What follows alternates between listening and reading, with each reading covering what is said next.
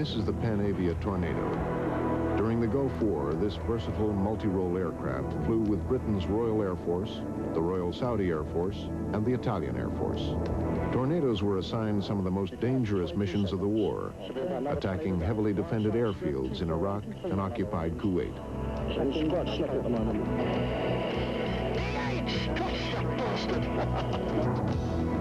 Tornado missions required pilots to fly daring, low-level, high-speed attacks hundreds of miles behind enemy lines. The assignment was dangerous, and some tornado pilots never returned.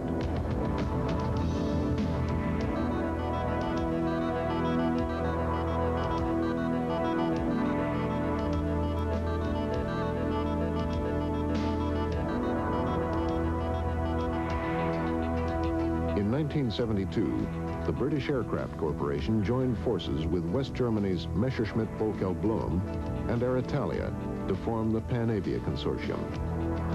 Together, the top aerospace technicians of the three countries created a two-seat variable geometry airframe adaptable to nearly every combat mission. Panavia fitted their new jet with a full complement of computerized systems. A powerful radar was installed in a high-level interceptor version of the Tornado. A navigation and attack computer allows the plane to fly as a deep interdiction fighter-bomber. The Tornado's twin engines and swing wings give it power and flexibility. The basic airframe was deliberately designed to be adapted to different roles, much like the U.S. Navy's multi-purpose A-6.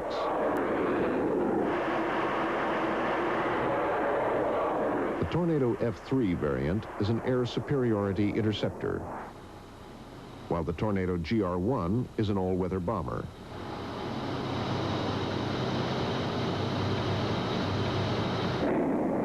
The GR-1 can fly at 600 miles per hour, 200 feet above the ground. But standard Tornadoes aren't equipped with laser target designators, essential equipment for dropping precision bombs. A new version of the Tornado fitted with a laser designator was rushed into service during the Gulf War. It flew alongside an equally new variant, the Tornado GR-1A. The GR-1A is an all-weather reconnaissance plane that was used extensively to hunt for Scud missile sites. This is an electronic countermeasures EW jamming pod designed to confuse enemy hostile radars. And then further to the right, this is not a bomb. This is in fact a 2,250-litre fuel tank, which will extend our range, and we carry two of these. Moving on to the fuselage of the aircraft, of the Tornado GR-1A, the difference between a GR-1 and a GR-1A is that there are no guns mounted on this aeroplane. Instead, we have internally mounted infrared reconnaissance equipment, and immediately visual is one of the sideways looking infrared sensor windows here, and there is one on the right-hand side as well.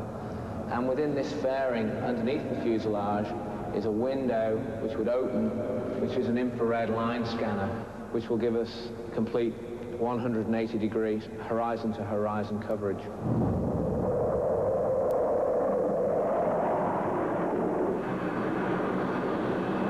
Britain's Royal Air Force is the principal operator of the airplane. But at one time or another, virtually all Tornado pilots have flown together during NATO training missions. Generally, these missions involve Tornado F-3s flying combat air patrol, while Tornado GR-1s practice low-level, high-speed strikes. But when the Gulf War erupted, GR-1 pilots had to adapt quickly to a dangerous new environment. One thing that helped ease the learning curve was the close-knit relationship of Tornado crews. Like the teams who fly F-111s, Tornado pilots and bombardier navigators develop bonds that help them surmount daunting obstacles. When Kuwait was overrun by Iraq, Tornado pilots and the rest of the British Expeditionary Force found themselves facing the greatest challenge of their careers. They were deployed to the Gulf on August 9, 1990, less than a week after the invasion. Eventually, 25,000 British soldiers were sent to the war zone. Britain's Royal Air Force contributed 135 aircraft, including 18 Tornado F-3 fighters, 12 Buccaneer bombers, 12 Jaguar fighter bombers, and 46 Tornado GR-1 attack and reconnaissance planes. During the Gulf War, the dozen RAF Jaguars flew 617 sorties, flying combat air patrol and bombing missions. To camouflage their aircraft in the new battleground, the RAF changed the color of their planes from European green to desert pink. This also helped differentiate British Tornadoes from the Saudi and Italian models that flew during the Gulf War. Ultimately, 31 nations deployed armed forces in the Gulf. In the build-up before the war, some predicted that the coalition would never hold together. But the quick establishment of a central leadership kept anarchy at bay. General H. Norman Schwarzkopf became commander of all forces. General Charles Horner led the coalition air campaign. It's already been struck by 117. This is a team effort. The second aircraft comes through. The idea of having one air boss in charge of air operations in the war was new insofar as implemented in this war, but it's been around for some time. In fact, it's been fundamental to the concepts for employment of air in Southwest Asia. We've trained this way for years. I arrived in the Gulf 2 days before the war started. Had I not had training with Americans using the procedures that we actually adopted during the Gulf War, it would have been very difficult at such short notice to have achieved the mission and to have achieved it so well. Well, it shouldn't surprise anyone to find that the British and the U.S. fighter squadrons are very similar, and their approach toward war fighting is very similar.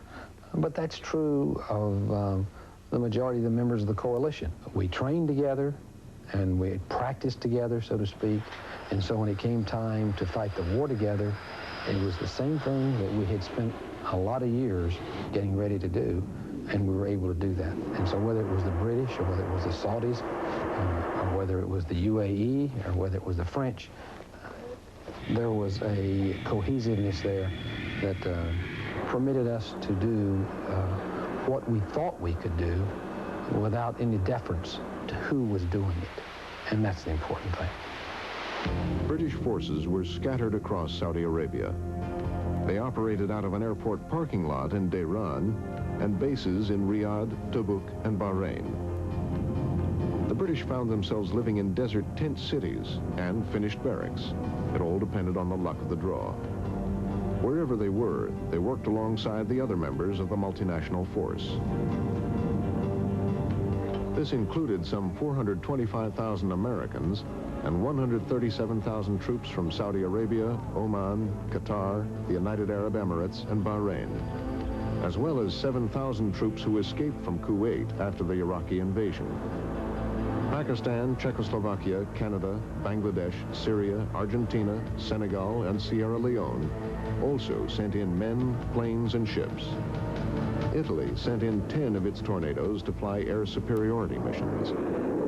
Altogether, more than 695,000 soldiers from around the globe were sent against the Iraqi army, which numbered close to 1 million. The Royal Saudi Air Force flew both Tornado interceptors and bombers. Mirage F-1s were flown by both friends and foes. F-1s from Qatar joined F-1s from the Free Kuwait Air Force, which flew with the Saudis. I read stories about how the Saudis were not going to perform well. They performed superbly.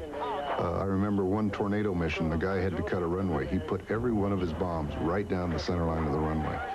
Certainly the example where the two Mirages were coming towards the oil fields and the Saudi flight lane rolled out right behind them. AWACS gave them a vector. So the idea that one kind of Air Force is not as good as another Air Force is really not true. You have great individuals in every Air Force, and you have guys that have a little trouble getting up to speed. That's true of all Air Forces. The key on how well an Air Force performs is how well your intelligence is and how well your command and control works. In this case, I think we had superb support from both.